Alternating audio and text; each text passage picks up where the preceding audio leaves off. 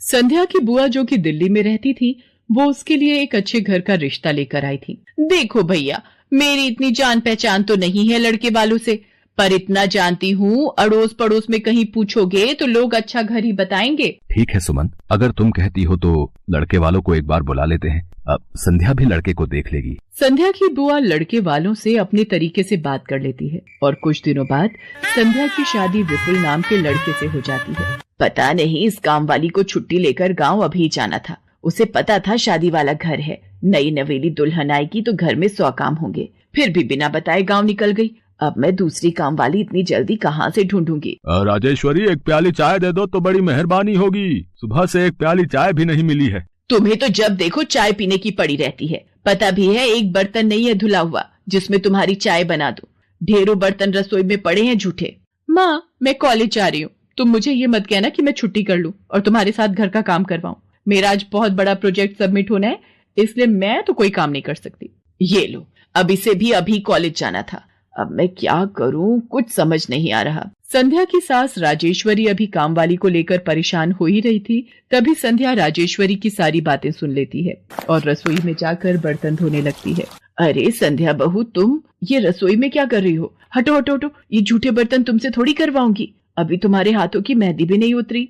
माँ जी, आप परेशान मत हो, मैं थोड़ी देर में ही सारा काम निपटा दूंगी। आप अकेले इतना काम नहीं कर पाओ। ठीक है, अगर तुम कहती हो तो मैं कोई और काम कर लेती हूँ। माँ, पड़ोस में किसी से पता करो, शायद कोई और काम वाली मिल जाए। मैंने पूछा था, पर अभी किसी भी काम वाली के पास समय नहीं है। पुलकित काम पर चला जाता है, संध्या सारे घर का काम करती है। अब तो रोजाना ही ऐसा होने लगा। काम वाली तो थी नहीं। संध्या की ननद पूजा सुबह होते ही कॉलेज निकल जाती और सास पैरों में दर्द के बहाने बिस्तर पर आराम करती। संध्या तो मानो घर के कामों में ही उलझ गई। एक शाम, माँ, तुम बिल्कुल सही बहू ढूंढ कर लाई हो। बेचारी गरीब घर की है, इसलिए चुपचाप संस्कारी बहू की तरह घर के काम कर लेती है।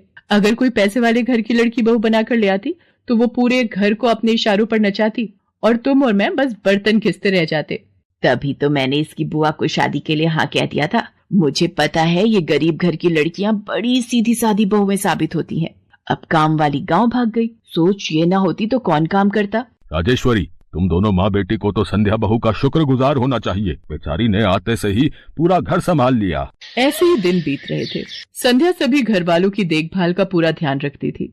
एक दिन, क्या हुआ पुलकित बेटा, तुम इतने परेशान क्यों हो? और आज तुम ऑफिस भी नहीं गए? पापा, मेरी नौकरी छूट गई है। कंपनी घाटे में चल रही थी, इसलिए उन्होंने मेरे जैसे बहुत से वर्कर्स को अचानक निकाल दिया। दिमाग खराब हो रहा है, गाड़ी की किश्त भरनी है, घर का लोन भी पूरा नहीं हुआ है। घर का खर्चा अब सब कुछ कैसे होगा, कुछ समझ में नहीं आ रहा है। पुलकित बेटा, चिंता मत कर, अब कोई ना कोई रास्ता निकल आएगा।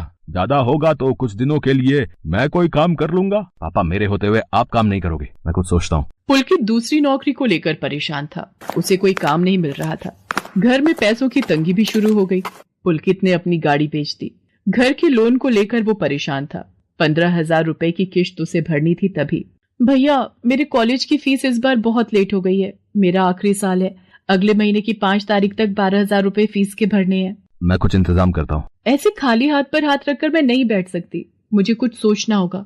पता नहीं, हो सकता है किरण ने बात कर ली होगी, पूछती हूँ। हेलो किरण, मैं संध्या बोल रही हूँ। तूने बात की फिर? पार्लर में जगह खाली है क्या? हाँ, मैंने बात कर ली है। 12,000 रुपए महीना देंगी रविता मैम। बोल, तू हाँ बोलती है तो मैं बात कर लेती हूँ। ठीक है, तू हाँ बोल दे, कम से कम कुछ तो पैसे आ जाएंगे। संध्या पुलकित से पार्लर में मेहंदी लगाने की नौकरी की बात करती है। पहले तो वो मना करता है, पर संध्या उसे समझाती है। पुलकित, मैं जानती हूँ आप परेशानी के दौर से गुजर रहे हो। मैंने आपसे शादी के बाद हर सुख दुख में साथ निभाने का वादा किया था, और आप परेशान मत हो। मैं घर और बाहर दोनों का काम एक साथ संभाल लूंगी। ठीक है संध्या, तुम कल से पार्लर में नौकरी के लिए जा सकती हो। अगले दिन से संध्या सारे घर के काम के साथ साथ पार्लर भी जाती और वहां पर पूरा दिन मेहंदी लगाने का काम करती और शाम के वक्त घर आती। संध्या बहुत मेहनत कर रही थी ताकि वो अपने परिवार की मदद कर सके। संध्या बहुत सुंदर मेहंदी लगाती थी। ये बात उसकी सास को तब पता चली जब उसने पार्लर में काम करना शुरू किया। संध्या को पार्लर में काम करते हुए 1 महीना बीत चुका था। पार्लर की मालकिन रविता भी संध्या के मेहंदी लगाने के काम को देखकर बहुत खुश थी। संध्या, तुम सचमुच बहुत मेहनती हो। पिछले 1 महीने में बहुत से क्लाइंट तुम्हारी तारीफ कर रहे हैं और अपनी फैमिली फ्रेंड्स की शादी या सगाई फंक्शन के लिए तुम्हें ही मेहंदी के लिए बुक करना चाहते हैं। और हाँ, ये तुम्हारी सैलरी 12,000 रुपए। बाकी ये तुमने ओवर टाइम भी शादी के सीजन में बहुत किया है, उसके 6,000 रुपए अलग से दे रही हूँ। थैंक यू मैम, आपने मेरे काम की इतनी तारीफ की। मैं तो बस भगवान की कृपा से मेहनत से करती हूँ। संध्या घर आ जाती है और 12,000 रुपए पूजा के हाथ में रखती है। पूजा, ये तुम्हारी कॉलेज की फीस के पैसे, तुम कल ही अपनी फीस जमा कर देना।